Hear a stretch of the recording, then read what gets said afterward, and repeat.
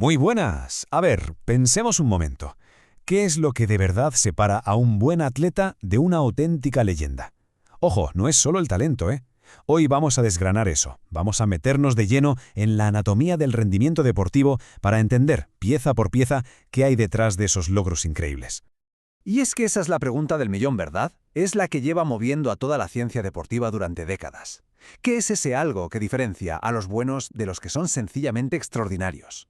Pues ya os adelanto que no es magia. Es un sistema con sus propias reglas, y hoy vamos a descubrirlas. Vale, antes de nada vamos a poner las cartas sobre la mesa. Cuando hablamos de rendimiento deportivo no hablamos de un don divino, de algo que se tiene o no se tiene, no. Es una capacidad, algo que se puede medir, y es súper compleja. Pensemos en el motor de un Fórmula 1, un montón de piezas que tienen que funcionar juntas, a la perfección, en una sincronía total. Pues esto es lo mismo. Entonces, ¿cuáles son esas piezas del motor? Venga, vamos a desmontarlo para ver sus componentes clave.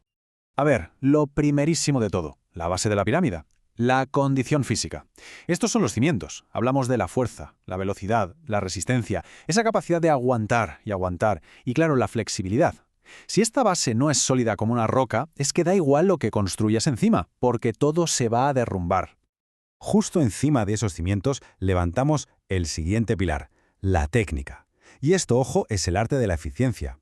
Es como consigues que cada movimiento sea perfecto, milimétrico. Porque se puede tener toda la fuerza del mundo, de verdad, pero si no tienes técnica, es como tener un Ferrari con las ruedas apuntando cada una a un sitio. Pura potencia, sí, pero totalmente inútil. Energía que se va a la basura. Y en la cima, controlándolo todo, está la mente, el director de orquesta. Aquí entra la táctica, la estrategia, esa visión de juego para leer la situación y tomar la decisión correcta en nada, en una milésima de segundo. Y esto es crucial porque en la élite, donde físicamente todo el mundo es una bestia, las competiciones se ganan aquí arriba, en la cabeza. Claro, y hay que entender que un atleta no vive en una burbuja. Estos tres pilares que hemos visto se apoyan en otras cosas, como la genética que ha tocado, por supuesto, tener una salud de hierro, e incluso las capacidades sociales, el saber trabajar en equipo. Al final, el rendimiento es un ecosistema. Todo está conectado. Y mirad, este esquema lo clava, lo resume todo a la perfección. Fijaos cómo la parte física, la técnica y la táctica no son cajitas separadas, se retroalimentan constantemente. La palabra clave aquí es armonía. Si se deja de lado una de estas áreas, se está poniendo un techo al resto, se las está frenando. El rendimiento máximo, el de verdad, solo aparece cuando todo el sistema está perfectamente afinado. Vale, ya sabemos el por qué. Ahora vamos a por el cómo. ¿Cómo se construye todo esto de forma lógica y sistemática? Pues vamos a hablar del diseño del entrenamiento.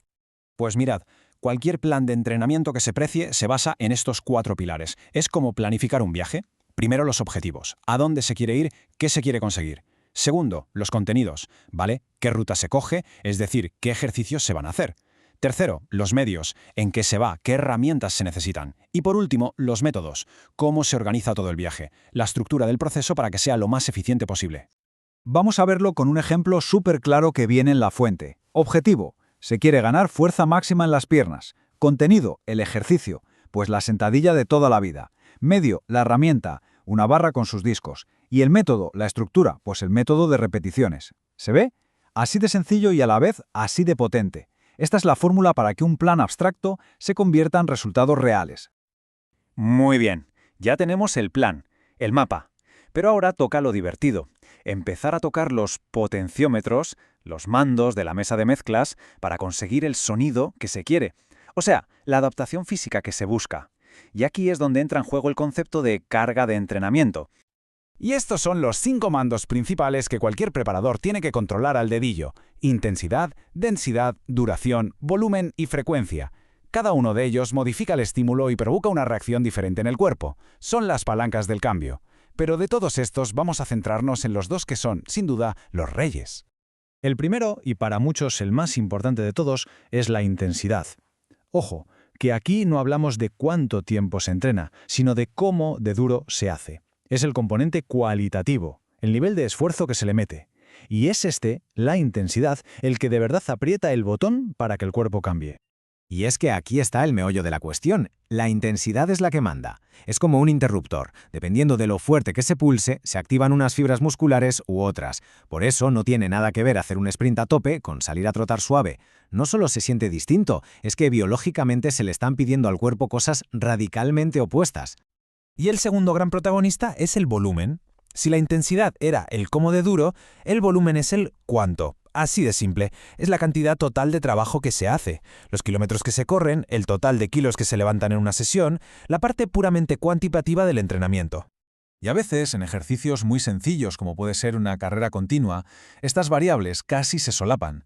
Por ejemplo, si se sale a correr media hora a un ritmo constante, pues el volumen del estímulo son esos 30 minutos, que a la vez es la duración del estímulo. Aquí coinciden. Venga, y para ir terminando, vamos a atar cabos y ver cómo se mide todo esto en el mundo real. Porque claro, la manera de medir estas cargas no tiene nada que ver si hablamos de un deporte o de otro. Cambia radicalmente. Fijaos en esta tabla. Vamos a hablar de intensidad. ¿Qué es la intensidad para alguien que entrena fuerza? Pues los kilos que levanta o un porcentaje de su máximo. Pero, ¿y para un velocista? Pues su velocidad en metros por segundo. ¿Y para un corredor de fondo? Pues sus pulsaciones por minuto o el ritmo por kilómetro. ¿Se ve? El concepto es el mismo, el esfuerzo, pero la forma de medirlo, su idioma, es totalmente distinto para cada especialidad. Y exactamente lo mismo nos pasa con el volumen. El volumen, para un levantador de pesas, es el total de kilos movidos en la sesión. Para un sprinter, son los metros totales que ha corrido a alta velocidad. Y para un maratoniano, pues los kilómetros que ha sumado. Queda clarísimo, ¿no? No hay una única regla para medirlo todo. El contexto, el deporte, lo es todo. Así que, la gran conclusión, el titular de todo esto es que no hay una forma universal de medir el entrenamiento. No existe. Para mejorar de verdad, de forma eficiente, hay que medir la carga con precisión. Y eso significa usar las herramientas y el lenguaje de cada deporte. Es de cajón. No se puede entrenar a un nadador usando las métricas de un gimnasta. Y todo esto nos lleva a una última reflexión para cerrar.